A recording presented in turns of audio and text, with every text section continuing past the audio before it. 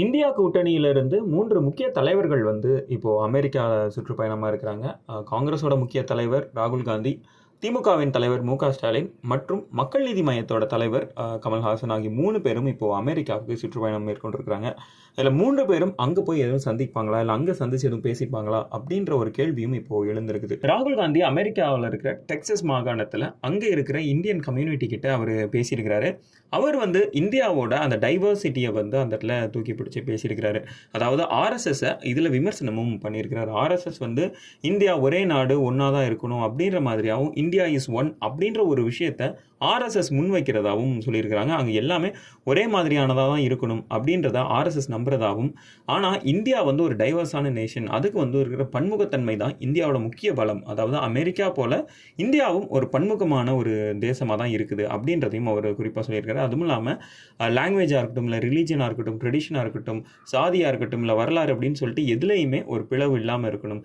இந்தியாவில் மிக முக்கியமாக நம்ம பார்க்கணும் அப்படின்னா அது லவ், ரெஸ்பெக்ட் அண்ட் ஹியூமிலிட்டி. இந்த 3 விஷயங்கள் தான் முக்கியம். இல்லை சாதியோ, மதமோ, மொழியோ, இனமோ, இல்லை வரலாறோ, இல்லை எந்த ஒரு ட்ரெடிஷனோ இதுக்கு இடையில வரக்கூடாது அப்படின்றத சொல்லியிருக்காரு. அது மட்டும் இல்லாமல் தேர்தலுக்கு அப்புறமா பாஜக மேலே மக்களுக்கு இருந்த பயம் இப்போ சுத்தமாக இல்லை அப்படின்றதையும் அவங்க குறிப்பிட்டிருக்காரு.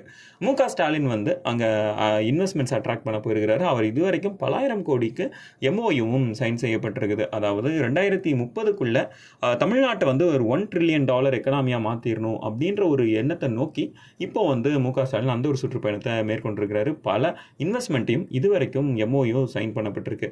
குறிப்பாக ஏஐலையும் அவரோட இன்வெஸ்ட்மெண்ட் பெரிய லெவலில் கொண்டு வரணும் அப்படின்ற ஒரு முயற்சியில் மு.க. ஸ்டாலின் அவர்கள் ஈடுபட்டிருக்காரு. ஏஐ அப்படின்னு சொல்லும்போது அங்கே கமல்ஹாசன் எதுக்கு அமெரிக்கா போயிருக்கிறார் அப்படின்னா, அங்கே ஏஐ படிக்கிறதுக்காக போயிருக்கிறாரு. கிட்டத்தட்ட 90 நாள் கோர்ஸ் தான் இந்த கோர்ஸ். அந்த கோர்ஸை படிக்கிறதுக்காக கமல்ஹாசன் போயிருக்கிறார். இல்லை 90 நாளும் அவர் படிப்பாரா அப்படின்னு கேட்டோன்னா, இல்லை 45 நாட்கள் தான் அங்கே இருக்கிறதாகவும் சொல்லிடுறாங்க.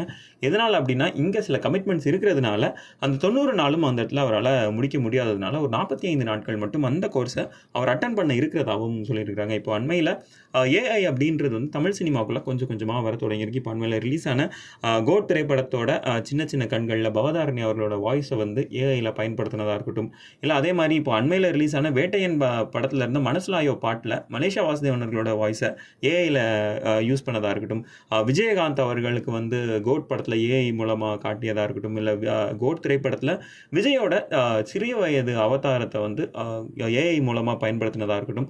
ஸோ இப்போது ஏஐ கொஞ்சம் கொஞ்சமாக தமிழ் சினிமாவுக்குள்ளே வர ஆரம்பிச்சிருக்கு. அண்ட் இதை அடுத்த கட்டத்துக்கு எடுத்துகிட்டு போகிறது எப்படி அப்படின்ற ஒரு முயற்சியில் கமல்ஹாசன் ஈடுபட்டிருக்காரு. ப்ராஸ்தட்டிக்ஸ் மேக்கப் அப்படின்ற ஒரு விஷயம் இப்போ பல படங்களில் வந்திருந்தாலும், இதுக்கு முன்னாடி ராம்போ திரைப்படத்தில் கமல்ஹாசன் அவர்கள் ஒரு மேக்கப் ஆர்டிஸ்டாக ஒர்க் பண்ணியிருந்தாரு.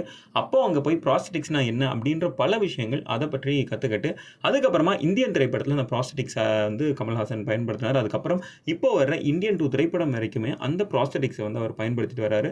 ஸோ இப்போ தமிழ் சினிமாவை எப்படி ஏஐ மூலமாக அடுத்த கட்டத்துக்கு எடுத்துகிட்டு போகலாம் அப்படின்ற ஒரு முயற்சியில் கமல்ஹாசன் அவர்கள் ஈடுபட்டிருக்காரு. ஸோ 3 தலைவர்கள் ராகுல் காந்தி, மு.க. ஸ்டாலின் மற்றும் கமல்ஹாசன் அப்படின்னு 3 தலைவர்களும் இப்போ அமெரிக்காவில் இருக்கிறாங்க. அவங்க 3 பேரும் அங்கே சந்திச்சுப்பாங்களா, இல்லை என்னென்ன பேச்சுவார்த்தை அவங்க நடத்த போகிறாங்க அப்படின்றத பொறுத்திருந்து தான் பார்க்கணும்.